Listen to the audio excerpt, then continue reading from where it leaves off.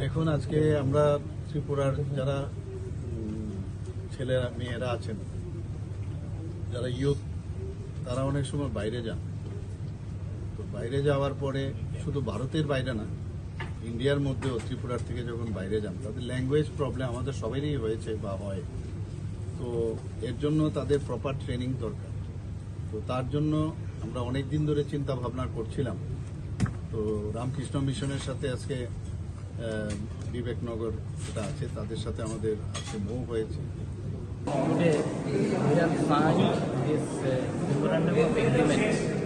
So of course it will take time, and as you know, and most of the teachers will come from either from Kolkata or from Hyderabad.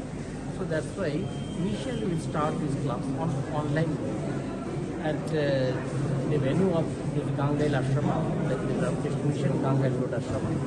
And when this building, this thing is ready, at that time this in full-fledged it will be functional.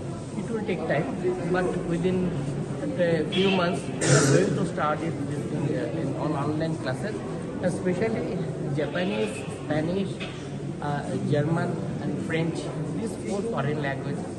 And not only that, Hindi and Sanskrit in India, Hindi, Sanskrit, even in Bengali also.